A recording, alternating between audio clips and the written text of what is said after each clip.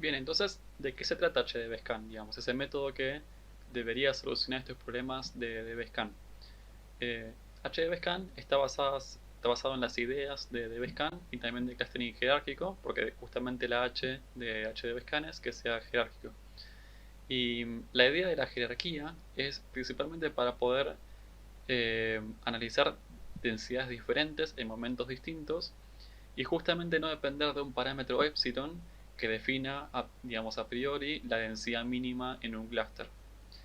Ese parámetro epsilon decíamos que es complicado porque si tenemos dos clústeres con densidades distintas, ese epsilon tiene que ser suficiente, digamos, tiene que ser suficientemente alto para poder definir una densidad mínima para ese clúster. Porque si yo soy muy exquisito con ese epsilon, tal vez encuentro el clúster muy denso, pero no los clústeres menos densos. El problema de eso, de nuevo decíamos, es que al ser más laxos con la densidad agregamos ruido a los clústeres que son muy densos.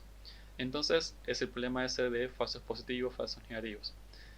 La idea de ahora sería analizar qué hacía DBSCAN de otra manera y luego vemos, basado en ese pensamiento, cómo lo encara HDBSCAN. Entonces, decíamos que DBSCAN, el método del algoritmo, estaba, digamos, parecía mucho a un BFS, ¿no? Y la idea sería reinterpretar a DBSCAN como que arma un grafo implícito y que ese BFS realmente es un BFS y encuentra las componentes conexas.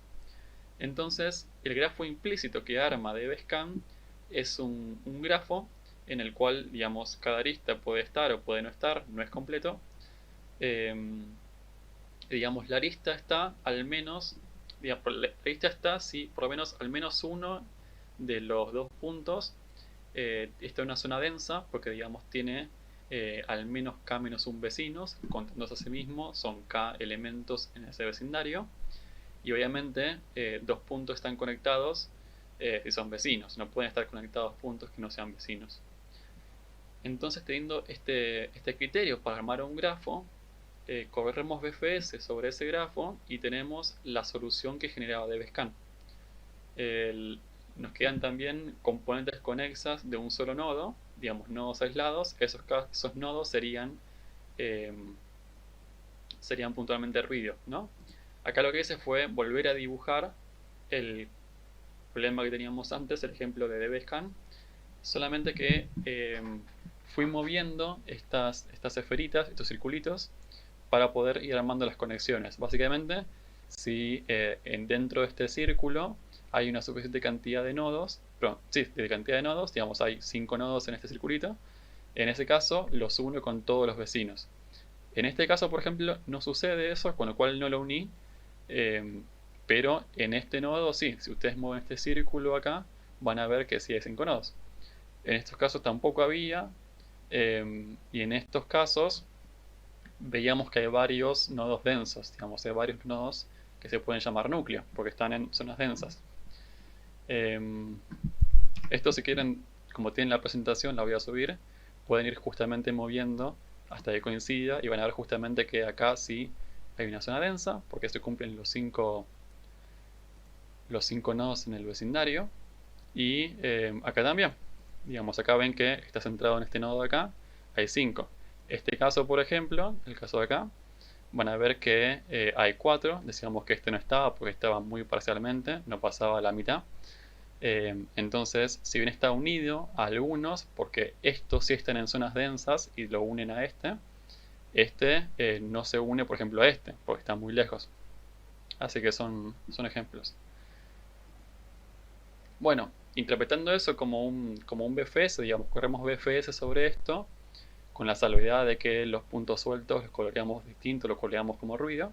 Es el mismo método de DBSCAN, solamente que sobre un grafo en vez de sobre los puntos originales. ¿Está bien? Entonces, lo que va a hacer HDBSCAN, decíamos, es evitar ese parámetro epsilon que no permite analizar las densidades distintas. Y la idea sería pensar un poco de nuevo lo que hacía clustering jerárquico, pero mejorando el enlace entre los clusters, pues justamente queremos empujar los outliers fuera de los puntos densos. Entonces, un pantallazo. ¿Por qué? Porque este método es largo, o tiene varios pasos, y creo que es importante tener una idea sencilla de cómo opera para poder entender luego el detalle. Veamos primero el panorama grande, la imagen grande, y luego vayamos a detalle. Entonces, como recién hacíamos para dbScan, vamos a armar un grafo para HDBScan. Este grafo va a ser completo y va a tener pesos en las aristas, a diferencia de dbScan, que no era completo y los pesos no estaban, digamos, había arista o no había y listo. Y vamos a definir una distancia para esto, que se va a llamar MRD, y ahora vamos a ver.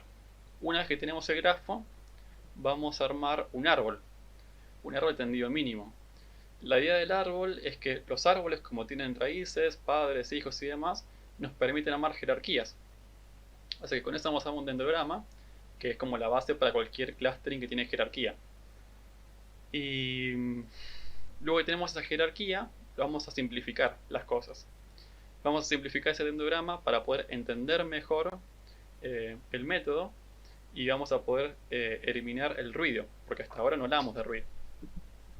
Entonces, la idea sería que podemos entender cuando un punto que se aleja, porque digamos hay un split en el dendrograma, se aleja porque es ruido, y cuando se aleja porque pertenece a otro clúster. Son cosas distintas y vamos a analizar eso. Y por último, un paso opcional es, si queremos obtener clusters y no la jerarquía, hay una forma, hay un método y un criterio para poder aplanar ese clustering y obtener los clusters más representativos, conservados o estables. ¿Está bien? Y una cosa más es que tenemos dos hiperparámetros en este método. En principio tenemos un K, que va a ser para esta métrica, esta distancia MRD, y el otro hiperparámetro va a ser el tamaño mínimo de clúster para poder hacer este paso de simplificación. ¿Está bien? Ahora que tenemos, digamos, el esquema por lo menos conceptual de lo que hace el algoritmo, veamos paso a paso qué hace cada vez y por qué lo hace. Entonces, HDBScan va a definir una distancia nueva que se llama distancia mínima de alcance, Minimum Reachability Distance, que entre dos puntos A y B se va a definir como el máximo entre tres cosas. En principio, la distancia entre A y B, con lo cual vamos a ver que entre puntos muy lejanos la distancia va a ser la misma, porque digamos esto va a ser muy grande evidentemente, pero para puntos que están más o menos cerca, vamos a no tomar esa distancia y vamos a tomar justamente esta otra cosa, que es como la distancia al K vecino más cercano. Así que la distancia de A a su vecino, digamos a los otros nodos, va a ser como mínimo esta distancia. ¿Por qué? Porque si digamos, va a ser como mínimo esta distancia porque, o esta distancia de acá, quiero decir, ¿no? Sí. La distancia de nuevo, la distancia de A a sus, digamos, a los demás nodos, nunca va a ser menor a la distancia del K vecino más cercano de A o al K vecino más cercano de el otro nodo que estamos comparando. Y si son, digamos, puntos muy lejanos A y B, de nuevo, la distancia va a ser igual que antes. Acá K va a ser un hiperparámetro, que es el tamaño mínimo de clúster. No, de hecho no es el tamaño mínimo, ahora lo corrijo, pero perdón por esto. Pero va a ser en realidad tipo es tipo vecinos. No necesariamente es el tamaño mínimo del clúster, eso es otra cosa que vamos a ver después.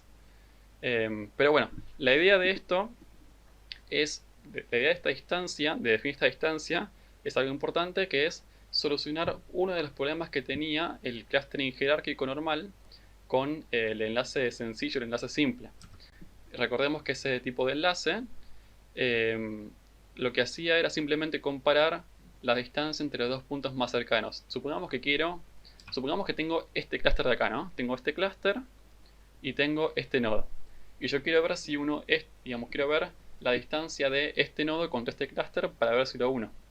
Así que lo que digo es, bueno, el nodo más cercano entre este y este va a ser este, digamos, entre este y el resto del clúster va a ser este nodo. Con el cual simplemente me fijo la distancia a este nodo.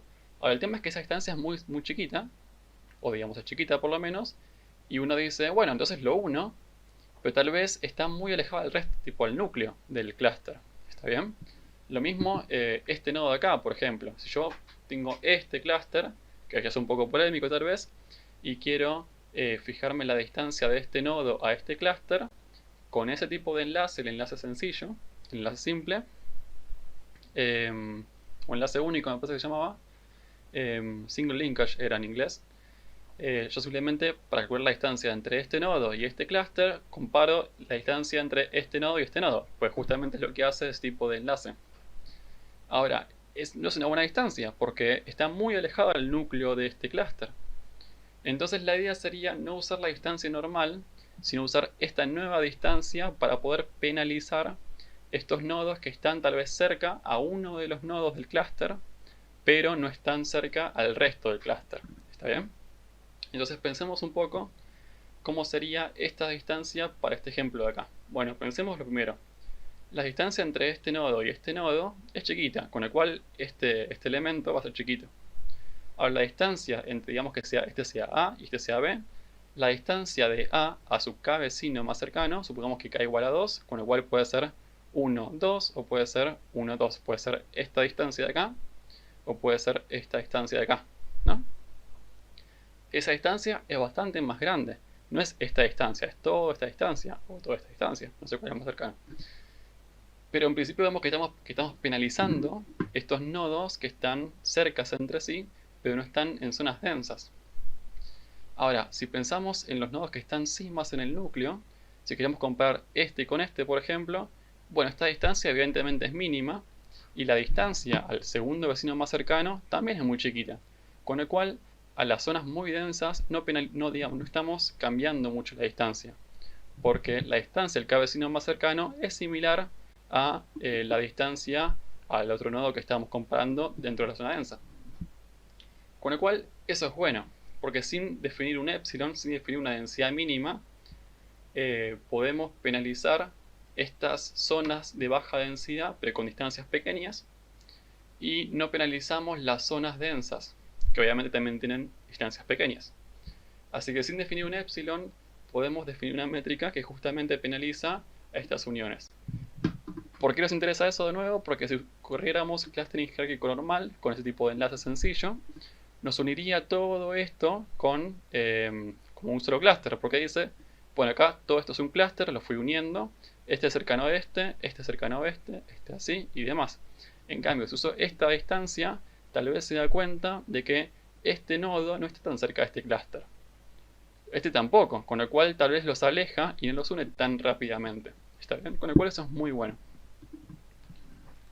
Bien, cuando tenemos eso, armamos literalmente el grafo completo con las distancias. Digamos, si un grafo completo, pues siempre están las aristas, solamente que están ponderadas obviamente por esta distancia nueva. Y no lo vamos a visualizar porque es re aburrido, pero vamos a ver directamente el árbol tendido mínimo de esto.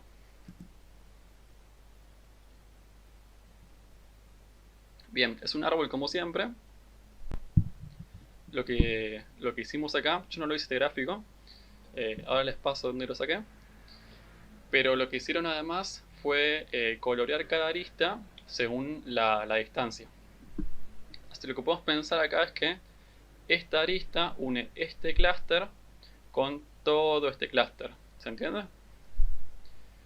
Así que a diferencia del clustering jerárquico normal, en el cual definíamos la distancia de clústeres como una de las varias opciones, como el completo, el simple, el promedio o la mediana, acá la distancia entre los clústeres va a ser la distancia entre las raíces de los árboles, entre el tamaño de la arista que los une. ¿Está bien? Entonces, la jerarquía acá está bastante evidente. Digamos, tenemos varios clústeres unidos. Acá podemos pensar que es una zona medio densa, acá también medio denso, y están unidos con estas aristas, que evidentemente, si son largas, es porque están alejados los clústeres. El tendido mínimo nos sirve para eso, para elegir las aristas más importantes dentro de cada clúster. Entonces, con ese tendido mínimo, con este árbol, podemos armar fácilmente el dendrograma, la jerarquía. Entonces, ¿cómo lo armamos? Bueno, lo que vamos a hacer es ir cortando las aristas de más grande a más pequeño. Así que partimos desde un solo clúster, digamos, partimos de todo y cuando cortamos una arista vamos a armar el split acá. ¿Está bien? Entonces esto significa que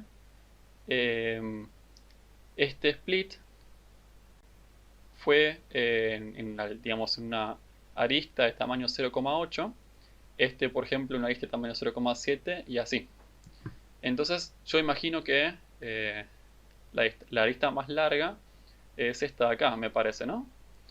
Entonces primero se corta esta y luego se cortaría esta. Y lo interesante es que, digamos, esto no es un clúster, como que esto es un punto solitario. Ahora vamos a analizar un poquito eso. Pero espero que se entienda que a partir de este árbol, cortando las aristas, armamos una jerarquía, este dendrograma, y bueno, con eso podemos obtener este gráfico para poder analizarlo, simplificarlo y demás. Ahora vamos a simplificar ese dendrograma para poder justamente categorizar lo que es un clúster, lo que es un ruido y demás. Entonces, observemos en principio que en cada split pueden pasar varias cosas. ¿Está bien? En cada split, si tenemos en cuenta un tamaño mínimo de clúster, que es un hiperparámetro, lo dijimos antes, puede pasar que uno de los subcomponentes sea muy pequeño, puede pasar que dos de los subcomponentes sean muy pequeños, o puede pasar que los dos son grandes, suficientemente grandes y se mantengan. Este caso de acá, por ejemplo, en el cual hay un split y acá esto, digamos, sigue siendo un clúster, y acá también es un ejemplo de que los dos subcomponentes perduran, digamos, que los dos subcomponentes son grandes, con lo cual decimos que son clústeres. Ahora, también puede pasar que decíamos que los componentes son muy chicos. Esto generalmente pasa al final. Acá, por ejemplo, acá y acá. Que, digamos, desaparece directamente porque en el split los grupos quedan muy pequeños y decimos que no es un clúster y listo. Que ninguno es un clúster. Y el caso más interesante tal vez es que el otro, en el que decíamos en el que un subcomponente perdura y el otro desaparece. ¿Por qué? Este último caso son estas cosas que vemos acá. ¿Está bien? Lo que vemos es que tenemos un clúster que se va, digamos, se va manteniendo y luego va perdiendo puntos. ¿Por qué? Porque cuando sucede eso de que hay un subcomponente que perdura y el otro que desaparece, lo que decimos es que lo que desaparece es que, digamos, es que eran el borde o ruido que estaba cerca del clúster y lo fuimos sacando. ¿Está bien? Lo podemos ver acá. Acá podemos ver que tal vez cortamos, digamos, tenemos este clúster de acá, pues ya lo separamos y fuimos sacando esta arista, por ejemplo, esta arista. El clúster denso es esta cosa violeta acá, solamente que este puntito está un poco alejado y no está tan denso como estos otros de acá. Con lo cual, al ir siendo más exquisitos con las aristas que vamos cortando, vamos sacando este ruido del clúster o vamos sacando la parte menos densa del clúster. ¿Está bien? Entonces, este gráfico de acá es muy interesante porque muestra eso. Lo que dice es, cuando solamente un subcomponente perdura, lo que dice en realidad es que el que perdura es el clúster que tenías antes, solamente que le fuiste sacando los elementos. Bien, lo que queremos hacer ahora es intentar aplanar el clustering. Tenemos una jerarquía y ahora queremos poder decir, bueno, pero ¿con cuáles me quedo? Yo me tuviese que quedar con alguno. ¿Con cuáles me quedo? Lo interesante de esto es que si yo, digamos, hiciera un corte plano, digamos, hiciera, bueno, en 2 me queda más o menos, eso sería definir un epsilon, pues justamente estamos definiendo una arista mínima y eso es como definir una densidad. Así que la idea de HDBSCAN es justamente no definir un corte igual para todo, sino poder entender cuándo un clúster es estable para poder quedarme con ese clúster estable. Entonces, vamos a hablar sobre estabilidad, justamente. Entonces, Una cosa que no mencioné, pero tanto este gráfico como el anterior, no tienen la distancia, sino que tienen un lambda. Y lambda es 1 sobre distancia. De hecho, ven que la escala está al revés. Va de 0 hasta 8, digamos, en sentido contrario al de antes. Pero es básicamente lo mismo que la distancia, solamente que dando vuelta el eje. Es lo mismo. ¿Está bien? En el caso de la estabilidad, usamos este lambda para poder analizar la estabilidad de la siguiente manera. Una observación que podemos hacer es que cada clúster tiene un lambda cuando nace, es decir, por ejemplo acá, y un lambda cuando muere, es decir, acá. Por ejemplo, para este clúster de acá, el lambda cuando nace debe ser como 1,3 y cuando muere debe ser 1,5. ¿Está bien? Y asimismo, cada punto también tiene un lambda asociado, que es cuando se cae. Acá decíamos que el clúster perdura, pero se le caen como algunos puntos alejados, ruidos o bordes. Entonces, ese punto también tiene un lambda p asociado cuando se cae, o también se puede definir cuando se splitea, digamos. Acá, obviamente, todos los puntos que estaban en este clúster también están acá, porque digamos este clúster es la unión de estos dos clústeres. En ese caso, cuando no se cae un nodo, cuando no se cae un punto, decíamos que el lambda p es el lambda del spliteo, digamos, el lambda de la muerte de este clúster. Ahora sí podemos hablar sobre la estabilidad. Decimos que la estabilidad de un clúster va a ser la suma, digamos, con todos los puntos, del lambda p menos lambda nace de clúster. ¿Está bien? ¿Por qué? Porque acá se van cayendo puntos, estos son un lambda p, y este es el lambda nace. Entonces la idea sería ir analizando cuán lejos se van cayendo los puntos respecto al nacimiento. Si todos se caen muy rápido, como por ejemplo acá, vemos que esta diferencia va a ser más pequeña. ¿Por qué? Porque supongamos que esto vendría a ser 2,9 menos 2,5 es muy pequeño. Con el cual la estabilidad de este clúster va a ser evidentemente más pequeña que este, por ejemplo, que es mucho más estable. Entonces, ¿cómo elegimos ahora sí los clústeres? Hacemos lo siguiente. Vamos a partir desde las hojas, es decir, desde estos puntos de acá, y vamos a decir que estos son los clústeres verdaderos. Una cosa, perdón. Como este clúster de acá es el mismo que este de acá, porque justamente decimos que es el mismo, solamente que se va, digamos, se le van sacando puntos. Cuando vamos a las hojas, de alguna manera, este es todo este clúster, que es el mismo. Digamos, no es que vamos acá, sino que es todo esto de acá. Acá lo mismo, es todo este. Acá es todo este, acá es todo este y acá es todo este. ¿Está bien? Esos son los clústeres más pequeños que tenemos. Entonces la idea es ir yendo arriba en base a una condición. Digamos, podemos, en vez de elegir a los más pequeños, podemos elegir a unos más grandes con una condición. Si la estabilidad del padre es más grande que la suma de la estabilidad de los hijos, es decir, si la estabilidad de este es más alta que la estabilidad de este más la estabilidad de este, en ese caso me quedo con el más grande, con el padre. Y así voy subiendo. Voy armando desde abajo hacia arriba, analizando las estabilidades, y si el de arriba le gana a los dos de abajo, ahí me quedo con el de arriba. Esa es la idea básicamente. Ahora sí, estos gráficos yo los saqué, digamos, estos gráficos de acá, los saqué de la documentación de TH de Bescan, que es muy, está bastante bien explicado, y de manera intuitiva también, con el cual arma, digamos, todo un conjunto de datos, y va además mostrando cómo es el código, va armando las llamadas, digamos, los pasos intermedios, una gran cantidad de hiperparámetros. Aparte de los que yo dije, obviamente hay una métrica y otras cosas, digamos, el tipo de árbol que usa, define la distancia de alcanzabilidad mínima y la muestra. Por ejemplo, ¿no? Acá muestra, digamos, este es el K vecino más cercano y nada, este punto evidentemente está alejado, con lo cual penaliza bien a este punto, a la distancia de ese punto.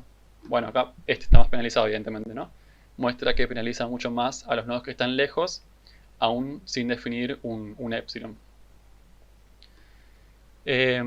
Aparte de eso, yo quería mostrarles, bueno, acá arma el árbol de tendido mínimo, acá explica todo, y explica de nuevo lo que yo dije recién de estabilidad. Es muy interesante. Lo interesante de esto también es que la librería propia de HDBSCAN no está en sklearn, DBSCAN sí está en sklearn. Pero bueno, la librería les permite justamente mostrar los pasos intermedios y es re interesante eso, honestamente está muy bien hecho. Una cosa más es analizar la performance, lo habíamos visto un poco antes. Tenemos acá Fast Cluster, que justamente es el más lento parece, lo cual es gracioso. Tenemos DBSCAN azul, Camins acá en verde, con el cual es un verde más suave. Parece que Camins es más lento que HDBSCAN. Obviamente Camins no puede encontrar ruido, Camins requiere la cantidad de clusters y Camins además no encuentra cosas no lineales. Todas esas cosas las hace bien HDBSCAN, pero evidentemente el precio de que sea más lento. Lo muy interesante para mí, por lo menos en este gráfico, es que si uno ve solamente la formulación de los métodos, parece que DBSCAN es mucho más rápido. ¿Por qué? Porque DBSCAN no arma un grafo completo, no arma un montón de cosas que arma HDBSCAN, pero evidentemente HDBSCAN es mucho más rápido. ¿Por qué? Porque seguramente tiene muchas optimizaciones, seguramente no arma realmente un grafo completo. Y nada, es muy interesante que la implementación de HDBSCAN es tan buena. También tengo, acá hay un notebook, que lo voy a pasar después. No es mío, pero está en internet, lo paso y está muy interesante. Que es justamente donde saqué uno de los gráficos para mostrar DBSCAN y HDBSCAN. Y bueno, compara varios métodos, Camins, clustering espectral, DBSCAN y HDBSCAN. Y está muy interesante porque en un solo notebook vemos las diferencias conceptuales entre los métodos distintos. Y bueno, podemos verlo un poquito ahora. Camins, obviamente hay que definir la cantidad de clusters, le puso 6. Y no, la verdad que no puede lidiar bien con las cosas no lineales que hay. La verdad que funciona muy mal para esto. Todo este clúster lo divide en dos. Este también. La verdad que funciona bastante mal. Hay algunos métodos que no vimos también.